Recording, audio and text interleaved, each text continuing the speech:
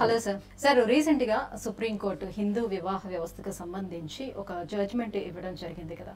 Like హిందువులు వాళ్ళ సాంప్రదాయం ప్రకారమే వాళ్ళు వివాహం చేసుకోవాలి, అదర్వైజ్ ఆ వివాహం చెల్లదు అని.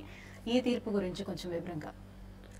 అవును, ఒక 3-4 డేస్ క్రితం మనకు సుప్రీంకోర్టు మనకు హిందూ వివాహ వ్యవస్థ మీద ఒక జడ్జిమెంట్ ఇవ్వడం జరిగిందండి.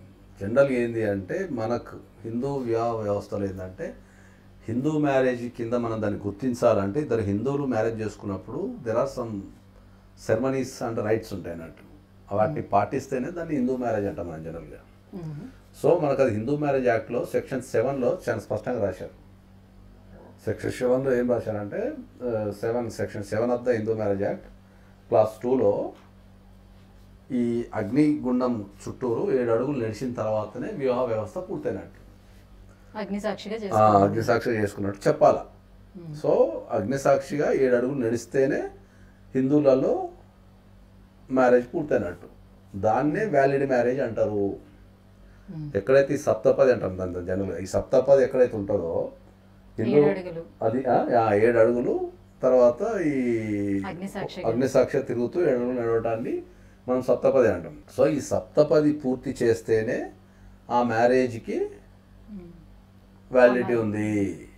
ఓకే, ఒకవేళ ఎవరన్నా సరే హిందువులు ఈ సప్తపది చేయకుండా హిందూ రైట్స్ అండ్ కస్టమ్స్ ప్రకారం మ్యారేజ్ కనుక చేసుకోకపోతే దాన్ని మేము గుర్తించము అని చెప్పేసి కేవలం తాళి కట్టడం ద్వారా దాన్ని మ్యారేజ్ కింద పరిగణించము అనేది మనకు సుప్రీంకోర్టు చాలా స్పష్టంగా చెప్పింది. సో చెప్తూ ఇంకో విషయం కూడా ఏం చెప్పింది అంటే హిందూ మతానికి అంటే మ్యారేజ్కి సంబంధించిన సాంప్రదాయాలు పాటించకుండా మీరు సర్టిఫికేట్ తీసుకున్నా దాన్ని మేము సర్టిఫికేట్ అనేది మీరు భార్యాభర్తల కింద చలామణి అవుతారని సమాజంలో చెప్పుకోవడానికే పనిచేస్తారు తప్ప అసలు ఆ వివాహాన్ని కూడా మేము రికగ్నైజ్ చేయము అని చెప్పేసి చాలా స్పష్టంగా చెప్పింది. సో ఇప్పుడు ఒకప్పుడు పూర్వకాలంలో ఏంటంటే డెఫినెట్లీ ఈ అగ్ని చుట్టూరు ఈ అడుగులు నడిచే కార్యక్రమం ఉంటుండే. అది చిన్నవాళ్ళైనా పెద్దవాళ్ళైనా ఎక్కడైనా కూడా definitely they are use to do this all these things in the marriage. ఇప్పుడు మనకున్న సమాజంలో ఏంటంటే చాలా తక్కువ మంది, ఎందుకంటే ఎక్కువ మ్యారేజెస్ పెళ్లిలో జరగటము. అంటే ఇప్పుడు హిందువులు వేరే రిలీజన్ చేసుకుంటే ఇది వర్తిస్తుందా? హిందూసే, ఇద్దరు హిందువులు అయి ఉండి వాళ్ళిద్దరు మ్యారేజ్ చేసుకుంటే కంపల్సరీ సప్తపది అనేది పాటించాలా, 100% పాటించాలా. ఒకవేళ వాళ్ళ మ్యారేజ్లో కనుక సప్తపది అనేది లేకపోతే ఆ మ్యారేజ్ని మేము గుర్తించము. ఒకవేళ మీరు మ్యారేజ్ చేసుకొని సర్టిఫికేట్ తెచ్చుకున్నా సరే మేము అది మ్యారేజ్ కింద గుర్తించాము. ఓకే, సర్టిఫికేట్ అనేది ఏంది, ఇద్దరు వ్యక్తులు భార్యాభర్తలు అని చెప్పుకోవడానికి మాత్రమే పనిచేస్తుంది తప్ప ఆ ఇద్దరు వ్యక్తులు ఎవరైతే ఉన్నారో వాళ్ళు హిందూ మ్యారేజ్ ప్రకారము పెళ్లి చేసుకున్నారు అని చెప్పే సర్టిఫికేట్ కాదు అది. వీళ్ళిద్దరు భార్యాభర్తలు అని రికగ్నైజ్ చేయడానికి ఇచ్చిన సర్టిఫికేట్ మాత్రమే అది. కానీ వివాహం మాత్రం హిందువులు అంటే కంపల్సరీ సప్తపది అనేది జరిగి తీరాల్సిందే. అది జరిగితేనే ఆ మ్యారేజ్ని మేము కన్సిడర్ చేస్తాం, హిందూ మ్యారేజ్ కింద కన్సిడర్ చేస్తాము.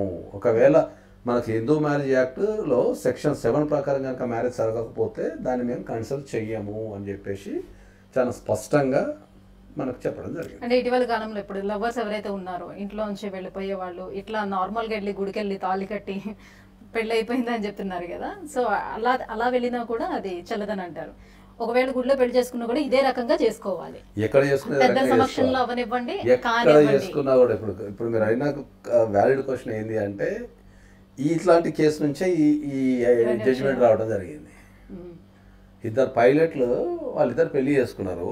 పెళ్లి చేసుకున్న తర్వాత రకరకాల కారణాల వల్ల మళ్ళీ దాన్ని ఛాలెంజ్ చేయడం జరిగింది. ఆ ఛాలెంజ్ చేసే క్రమంలోనే జడ్జెస్కి ఏమర్థమైంది అంటే అసలు ఇది వివాహమే హిందూ మ్యారేజ్ సాంప్రదాయాల ప్రకారం జరగలేదు కదా, అసలు ఇది వివాహమే హిందూ మ్యారేజ్ సాంప్రదాయం జరగనప్పుడు దీన్ని ఎట్లా గుర్తిస్తాం మేము, ఇది ఓన్లీ సర్టిఫికేట్ తీసుకున్నారు వీళ్ళంతా. హిందూ మ్యారేజ్ యాక్ట్ కింద ఓ సర్టిఫికేట్ తీసుకున్నారు కానీ అసలు వివాహం హిందూ మ్యారేజ్ యాక్ట్ ప్రకారం జరగలేదు కదా, మరి వివాహమే హిందూ మ్యారేజ్ యాక్ట్ ప్రకారం జరగకపోతే అసలు మేము మ్యారేజ్ ఎందుకు గుర్తిస్తామని చెప్పి అది చేయడం జరిగింది. హిందూ సాంప్రదాయ ప్రకారమే మనకు వివాహం జరిగేటప్పుడు మళ్ళీ అదే హిందూ సాంప్రదాయ ప్రకారం విడిపోవడం అనేది ఏదైతే ఉంటుందో ఆ తంతు మళ్ళీ వేరేలా నడుస్తుంది కదా. వేరేలా ఎందుకు నడుస్తుంది? మనకి హిందూ మ్యారేజ్ యాక్ట్ అనేది చాలా స్పష్టంగా ఉంది. మనకి హిందూ మ్యారేజ్ యాక్ట్ 1955 అనేది చట్టం ఉంది మనకు. 1955లో భారతదేశం ఈ చట్టాన్ని తెచ్చింది. దాంట్లో ఎట్లా మ్యారేజ్ జరగాల, లేకపోతే ఇన్వాలిడ్ మ్యారేజ్కున్న కండిషన్స్ ఏమున్నాయి, ఇద్దరు వ్యక్తులు విడిపోవాలంటే ఎట్లా విడిపోవాలా, కలిసి ఉండాలంటే ఎట్లా కలిసి ఉండాలా, పిల్లలకు సంబంధించి, తర్వాత మెయింటెనెన్స్ సంబంధించి రకరకాల అంశాలను దాంట్లో చర్చించారు చాలా క్లియర్గా. సో దాంట్లో ప్రతిదీ ఉంది. ఒక వ్యాలిడ్ మ్యారేజ్కి ఉండాల్సిన లక్షణాలు ఏమున్నాయి, ఇన్వాలిడ్ మ్యారేజ్కి ఉండాల్సిన లక్షణాలు ఏమున్నాయి, తర్వాత మైనర్కి పెళ్లి చేసినా క్యాన్సిల్ అవుతుంది, తర్వాత ఇట్లా రకరకాలు. ఒకవేళ ఒక వ్యక్తి డైవర్స్ తీసుకోవాలంటే ఏ సెక్షన్ ప్రకారము ఏ కారణంతో డైవర్స్ తీసుకోవచ్చు అనేది కూడా దాంట్లో చాలా స్పష్టంగా వివరించున్నది. సో హిందూ మ్యారేజ్ యాక్ట్ మీద చాలామందికి అవగాహన లేదు, కానీ సెక్షన్ 7 అనేది చాలా వ్యాలిడ్. సో దాన్ని ఇప్పుడు గుర్తించింది. సో మనం అందరికీ మనం రిక్వెస్ట్ ఏం చేస్తున్నామంటే, ఎవరైనా హిందువులు ఇద్దరు వ్యక్తులు పెళ్లి చేసుకోవాలి అనుకుంటే వాళ్ళ పెళ్లిలో కంపల్సరీ హిందూ మ్యారేజ్ యాక్ట్ ప్రకారము ఇచ్చిన డెఫినేషన్ ప్రకారం ఇచ్చిన ప్రతిదీ జరగాల. దాంట్లో ప్రధానంగా ఏంది, 7 అడుగులు అగ్ని చుట్టూ నడవటం అనేది, సప్తపది అనేది కంపల్సరీ జరగాల్సిందే అనేది చాలా స్పష్టంగా సుప్రీంకోర్టు చెప్పడం జరిగింది. కాబట్టి దీంట్లో ఎవరైనా సరే, ఇప్పుడు గతంలో జరిగిన మ్యారేజ్లను వదిలిపెట్టేద్దాం కొద్దిసేపు. ఎందుకంటే ఈ మధ్య కాలంలో 1 year క్రితం, 2 years క్రితం, 3 years క్రితం, 5 years క్రితం ఇది జరగకుండా జరిగిన మ్యారేజ్ కూడా ఉండొచ్చు. వీళ్ళు ఏదైతే సవరణ తీసుకొచ్చారో ఇకపై నుంచి ఆ రకంగా జరగాలి కంపల్సరీ. కాబట్టి ఇప్పటి నుంచి ఎవరైనా కూడా according to that Hindu marriage యాక్టే పెళ్లి చేసుకోవాలి. ఏదైనా కారణం వల్ల చేసుకోకపోతే దాన్ని ఛాలెంజ్ చేసే అధికారం కూడా ఉంది. అట్లా అని చెప్పేసి మళ్ళీ ప్రతి కేసును కూడా అట్లా మనము ఇది వీళ్ళిద్దరు పెళ్లి కాలేదు అని కూడా చెప్పలేము మనం. ఎందుకంటే మనం చాలా సందర్భాలు చెప్పినాం, లా ఇస్ లైక్ అమీబా. చట్టానికి నిర్దిష్ట రూపం ఉండదు, అది వ్యక్తిని బట్టి, ప్రాంతాన్ని బట్టి, తర్వాత పరిస్థితిని బట్టి మారుతూ ఉంటుంది. ఇప్పుడు ఈ జడ్జిమెంట్ని బేస్ చేసుకొని ఇంతకుముందు ఈ మ్యారేజ్ జరిగిన అందరూ పోయి తర్వాత మాకు సప్తపది జరగలేదు కాబట్టి దెన్ ఇప్పటి నుంచి వివాహం చేయండి అనేది కూడా ఏం లేదు. సో అది ఒక జడ్జిమెంట్ ఇచ్చేటప్పుడు ఇది జరగాల, హిందూ మ్యారేజ్లో అనేది జరగాల అనేది చాలా స్పష్టంగా చెప్తుంది. కాబట్టి కొన్ని జడ్జిమెంట్స్ మీకు కూడా మనం డేట్ ఆఫ్ అనౌన్స్మెంట్ నుంచి మర్చిపోతున్నటువంటి సాంప్రదాయాలను మళ్ళీ అది ఒక రకంగా చూస్తే, అవును, ఒక రకంగా చూస్తే సుప్రీంకోర్టు జడ్జిమెంట్ అనేది ఒక రకంగా చూస్తే మర్చిపోతున్న సాంప్రదాయాన్ని కూడా మనం తెర మీద తెచ్చినట్టే. ఎస్పెషల్గా చూస్తే మనం మర్చిపోతున్న ఏవైతే సాంప్రదాయాలు ఉన్నాయో అవన్నీ మనం తెర మీద తెచ్చినట్టే.